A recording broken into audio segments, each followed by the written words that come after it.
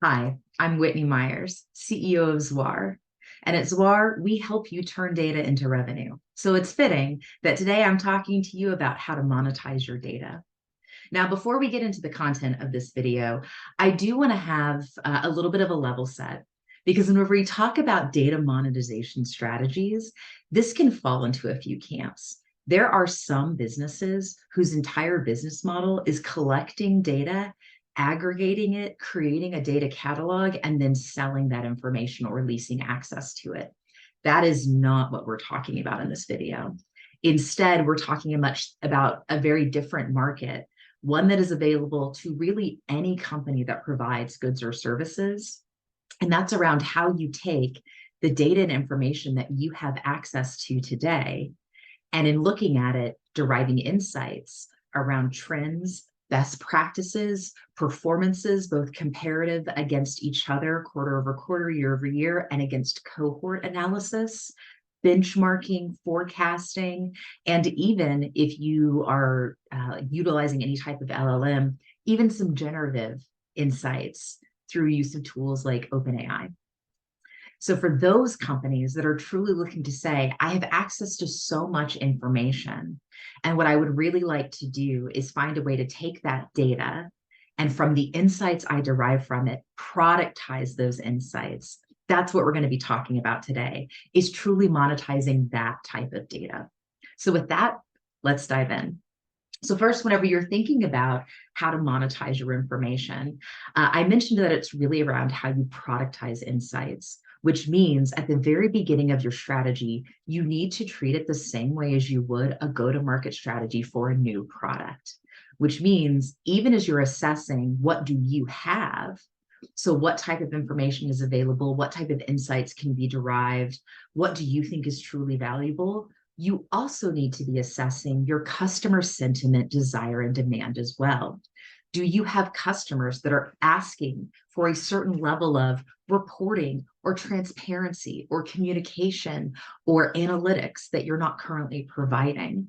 Is this something that you see competitors in your space providing a different type of experience? And so this is now no longer a competitive advantage, but maybe table stakes for the industry that you're in. So as you're assessing this, do not only think about what type of maybe application that you would like to put together, but also make sure that you're lockstep with customer demand.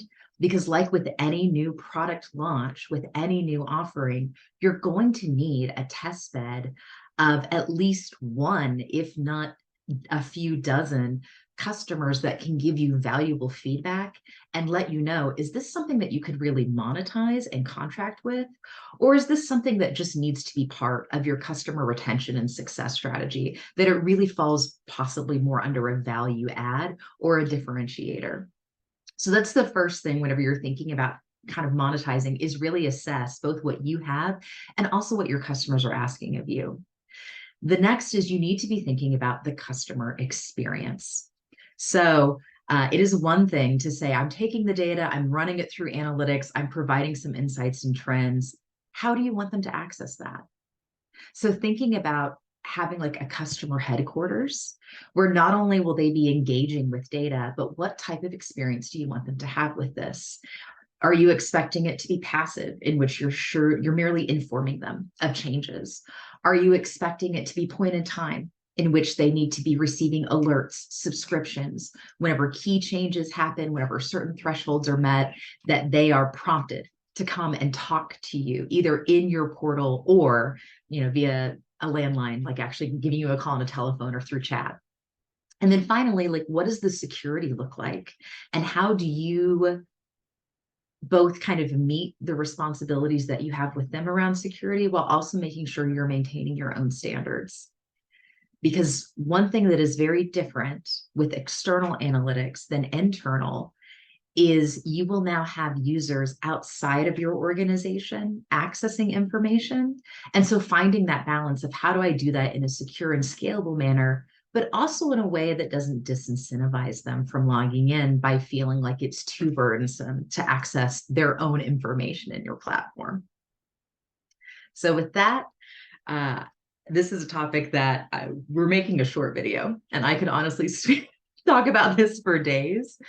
But these are kind of the beginnings whenever you think about how to monetize, is truly assess what you have, what the customer sentiment is, what you want that customer experience to be.